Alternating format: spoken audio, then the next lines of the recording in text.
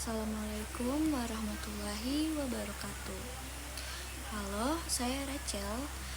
Di video ini saya akan membahas tentang bagaimana China memperkuat pengaruhnya di kawasan Asia Tengah melalui proyek besar yang dikenal sebagai Belt and Road Initiative atau BRI. Jadi, BRI ini adalah proyek global dari China yang fokus pada pembangunan infrastruktur seperti jalan, rel kereta, pelabuhan, dan energi. Kalau dilihat sekilas, proyek ini terlihat seperti kerjasama biasa untuk membantu pembangunan di negara lain. Tapi sebenarnya ada tujuan lebih besar di baliknya. Kawasan Asia Tengah menjadi sangat penting dalam proyek ini karena secara geografis letaknya strategis, yaitu berada di antara Asia dan Eropa. Dalam konteks ini kita bisa kaitkan dengan teori dari Halford Mackinder, yaitu Heartland Theory. Teori ini mengatakan bahwa siapa yang menguasai wilayah Asia Tengah atau Heartland, maka dia punya potensi untuk menguasai dunia. Artinya dengan memperkuat pengaruh di Asia Tengah, China sebenarnya sedang membangun posisi strategis dalam geopolitik global. Melalui BRI, China membangun berbagai infrastruktur seperti jalur kereta api, pipa energi, dan konektivitas transportasi lainnya.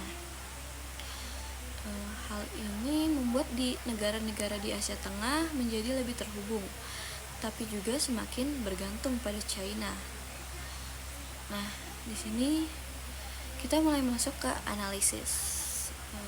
Walaupun terlihat seperti bantuan, sebenarnya BRI juga bisa menjadi alat untuk memperluas pengaruh China. Ini bisa dikaitkan dengan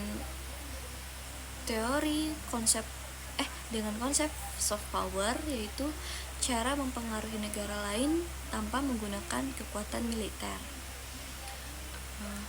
Melalui investasi dan pembangunan, China bisa mendapatkan kepercayaan sekaligus pengaruh di negara-negara tersebut.